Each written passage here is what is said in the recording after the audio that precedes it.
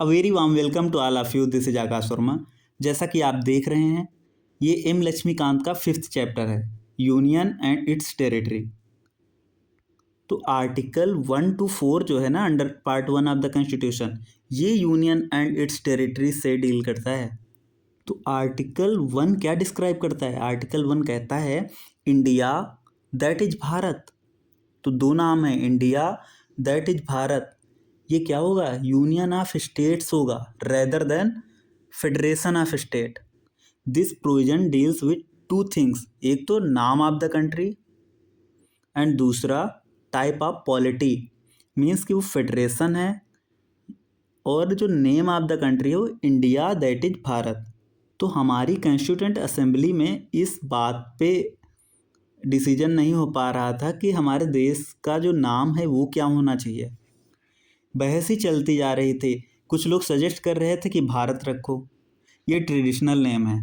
कुछ लोग एडवोकेट कर रहे थे कि इंडिया रखो, ये चलन में है, ये मॉडर्न नेम है। तो कॉन्स्टिट्यूएंट असेंबली ने दोनों को अडॉप्ट कर लिया, इंडिया दैट इज भारत। दूसरा क्या कि हमारे देश को डिस्क्राइब किया गया एज ए यूनियन। हालांकि इसका जो कॉन्स्टिट्यूशन है वो फेडरल इन स्ट्रक्चर है। तो डॉक्टर अंबेडकर इस फ्रेज को यूज करते हुए कहते हैं यूनियन ऑफ स्टेट्स प्रेफर किया गया है ओवर फेडरेशन ऑफ स्टेट। इसके पीछे दो रीजंस उन्होंने दिए कि अमेरिकन फेडरेशन की तरह इंडियन जो स्टेट्स है ना, उनके बीच में कोई एग्रीमेंट नहीं हुआ है। अमेरिकन फेडरेशन में जो है वो स्टेट्स के बीच में एक एग्रीमेंट हुआ है ना, कि बाई एग्रीमेंट वो साथ साथ आए हैं, लेकिन Indian federation is not the result of agreement among the states. और दूसरा रीजन ये कि states have no right to secede from the federation. States federation से अलग नहीं हो सकते। तो federation is an union because it is indestructible. Country as a whole एक सिंगल यूनिट है, बस उसको एडमिनिस्ट्रेशन के कन्वीनियंस के लिए डिफरेंट स्टेट में डिवाइड किया गया है। तो अगर आर्टिकल 1 के अकॉर्डिंग देखें, तो आर्टिकल 1 के अकॉर्डिंग देखें तो जो टेरिटरी ऑफ इंडिया है ना, उसको 3 कैटेगरीज में कैटेगराइज किया जा सकता है। पहला टेरिटरीज ऑफ द स्टेट्स, दूसरा यूनियन टेरिटरी, तीसरा कि गवर्नमेंट ऑफ इंडिया जब कोई भी टेरिटरी एक्वायर करेगी एट एनी टाइम वो। तो अभी हम लोगों ने फर्स्ट शेड्यूल देखा था। तो फर्स्ट शेड्यूल में names of states, union territories and their extent ये मेंशन था। तो एट प्रेजेंट अगर देखें तो 28 स्टेट्स हैं और कितने यूनियन टेरिटरीज हैं? 8 यूनियन टेरिटरीज हैं। तो जब भी ये आए ना कि provision of the constitution pertaining to states, तो इससे मतलब ये होता है कि सभी स्टेट्स पर इक्वली अप्लीकेबल है। लेकिन कुछ स्पेशल प्रोविजंस दिए गए हैं अंडर पार्ट 21, जिसमें टेम्परेरी एंड ट्रांजिशनल प्रोविजंस है ना, उसमें कुछ स्टेट्स ऐसे हैं जिनको कुछ स्पेशल प्रोविजंस दिए गए थे। उसमें कौन कौन से स्टेट्स आते हैं? तो दो तो आप ऐसे ही याद रख लो कि आंध्र प्रदेश है, तेलंगाना है और कर्नाटका है। आंध्र प्रदेश है, तेलंगाना है और कर्नाटका है। नॉर्थ ईस्ट से 6 स्टेट्स हैं। 2 स्टेट्स नहीं इंक्लूड किए गए हैं। उसमें कौन कौन से नहीं इंक्लूड किए गए हैं? तो मेघालय और त्रिपुरा इंक्लूड नहीं किए गए हैं। तो 6 स्टेट्स नॉर्थ ईस्ट के और कौन कौन से हो जा रहे हैं? तो अगर देखें तो अरुणाचल प्रदेश, असम, मणिपुर, मिजोरम, नागालैंड और सिक्किम। तो ये जो 6 स्टेट्स हैं, 6 स्टेट्स ये हो गए। आंध्र प्रदेश, तेलंगाना, कर्नाटक हो गया और 2 स्टेट और हैं। 6 6 3 9, 2 स्टेट और हैं। एक तो गोवा है, महाराष्ट्र है, गुजरात है।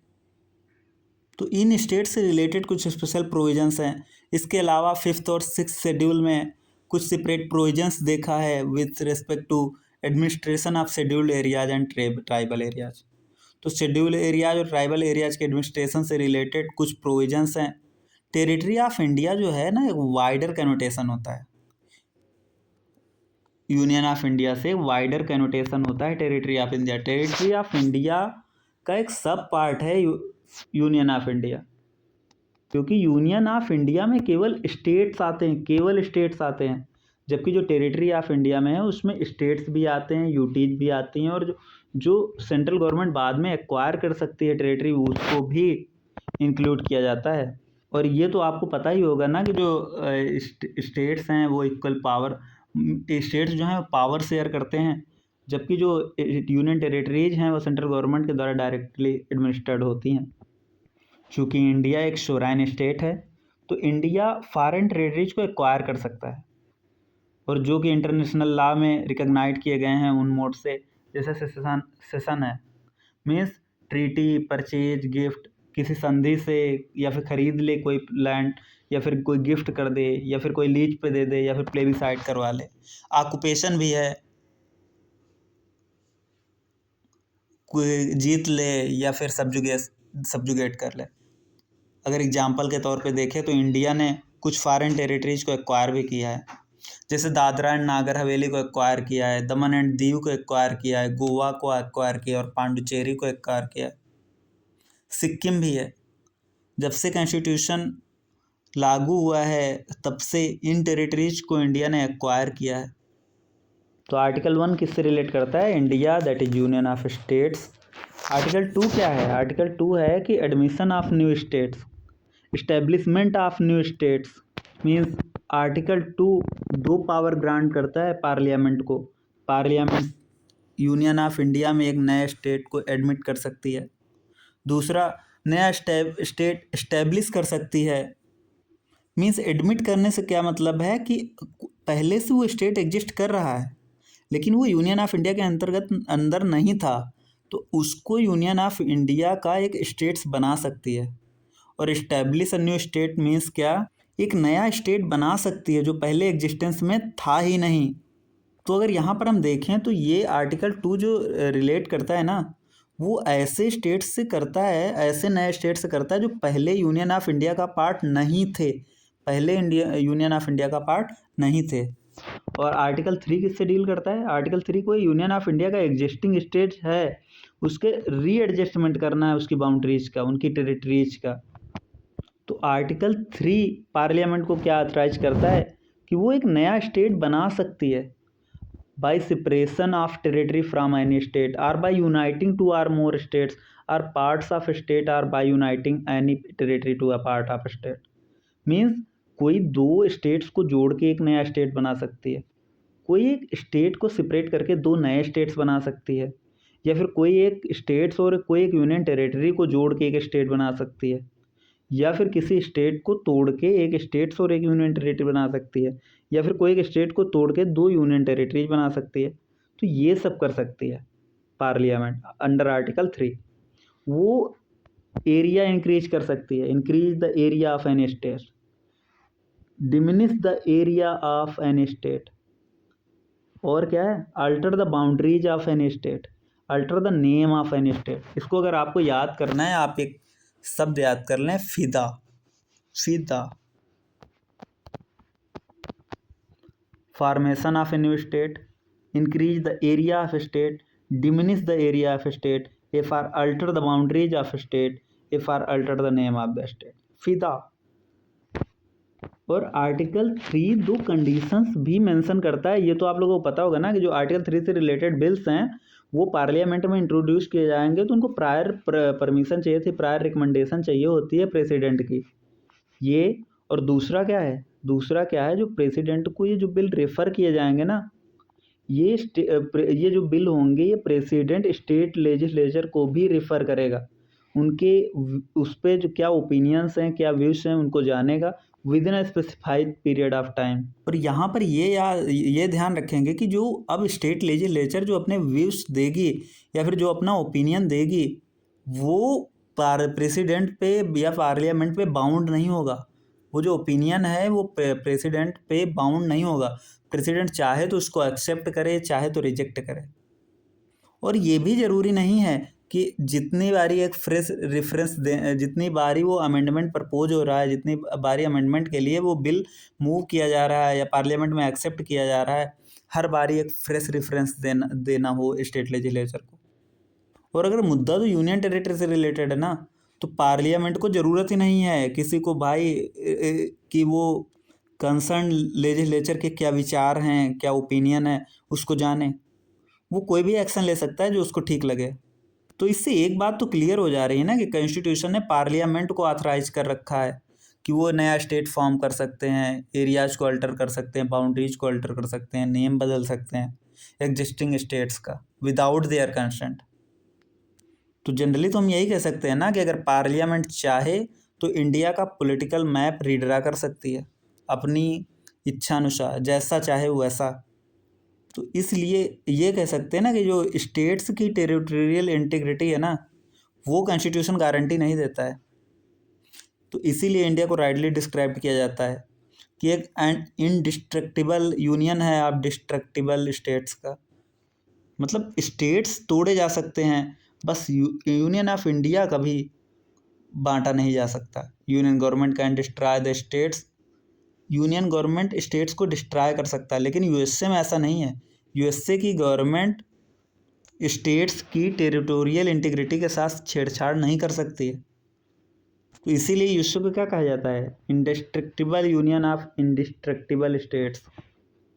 और आर्टिकल 4 क्या कहता है, आर्टिकल 4 यही कहता है ना कि जो कॉन्स्टिट्यूशन में चेंजेज आएंगे regarding article 2 and article 3, article 2 या आर्टिकल 3 से रिलेटेड अगर कुछ चेंजेज आएंगे, मान लीजिए किसी नया स्टेट्स का फॉर्मेशन हो रहा है, तो वो अंडर आर्टिकल 368 कॉन्स्टिट्यूशन का अमेंडमेंट नहीं माना जाएगा। इसका मतलब ये हुआ कि ये जो लॉज है ना, ये केवल सिंपल मेजोरिटी से पास किए जा सकते हैं बाय ऑर्डिनरी लेजिस्लेटिव प्रोसेस। इसके लिए कॉन्स्टिट्यूशनल अमेंडमेंट की ज़रूरत नहीं है, आप सिंपल मेजोरिटी से इन कानून को बना सकते हैं। इसके बाद में ये भी मुद्दा आप लोगों को याद ही होगा कि बेरूबारी यूनियन केस जब 1960 में आता है, तो ईस्ट पाकिस्तान को वेस्ट बंगाल की कुछ टेरिटरी सीट करने थे, कुछ टेरिटरी देनी थी। तो उसमें क्या था कि ये क्वेश्चन उठ के आता है कि क्या पार्लियामेंट किसी स्टेट की एरिया को जो डिमिनिश करने वाला है ना, पार्लियामेंट किसी स्टेट के एरिया को कम कर सकती है, तो क्या वही भी ये भी इंक्लूड करता है कि वो किसी को टेरिटरी भी दे सकता है अंडर आर्टिकल 3।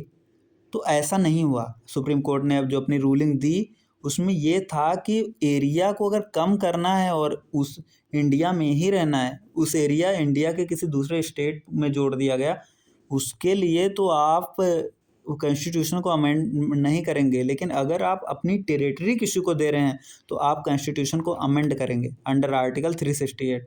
मीन्स अगर इंडिया को अपनी टेरिटरी किसी फॉरेन स्टेट को देना है तो आपको कॉन्स्टिट्यूशन को अमेंड करना पड़ेगा।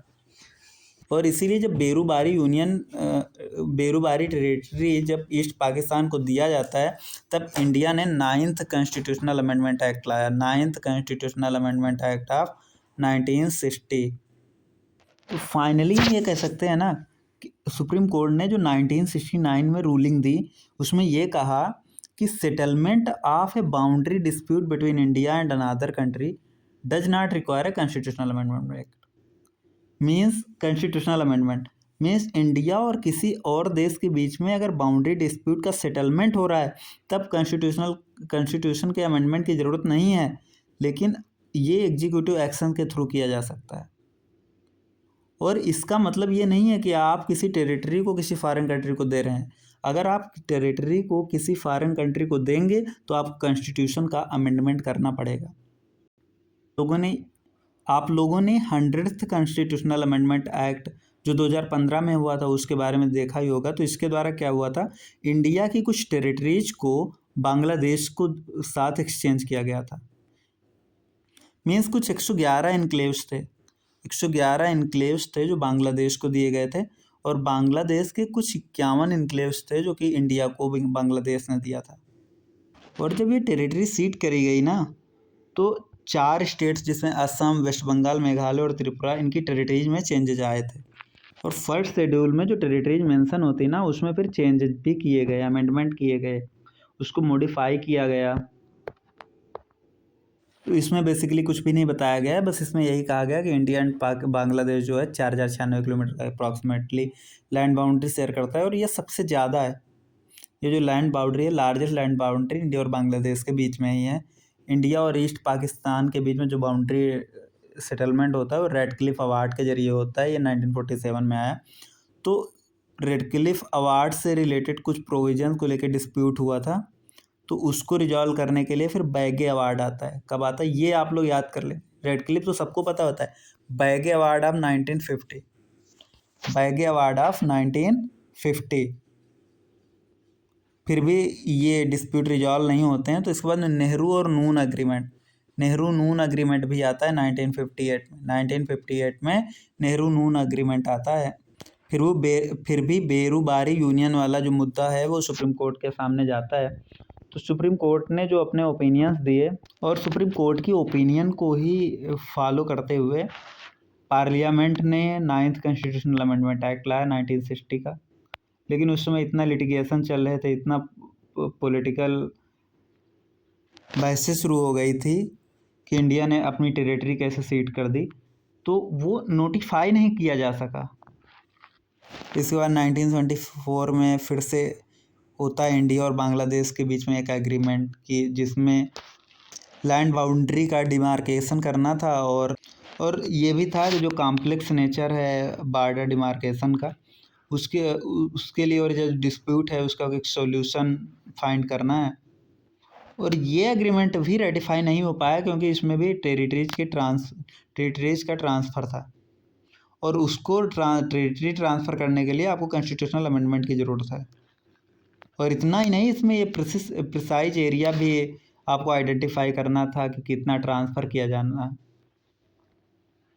वही मुद्दा चलता चला आ रहा था। इसके बाद 2011 में एक प्रोटोकॉल साइन होता है और जिसमें एक्सचेंज ऑफ इनक्लेव की बात की जाती है। वही जो थे 100th कॉन्स्टिट्यूशनल अमेंडमेंट एक्ट के द्वारा वो एरिया जो है बांग्लादेश के साथ एक्सचेंज किए गए। और इसमें जो 4 स्टेट्स थे, इनका आप नाम याद रख लेंगे कौन कौन से थे। असम, मेघालय, त्रिपुरा और वेस्ट बंगाल। इसकी टेरिटरीज में कुछ चेंजेज आता है। तो MCQ में पूछ सकता है कि कौन कौन से रिलेटेड स्टेट्स थे, तो आप लोग ये नाम याद कर लेंगे।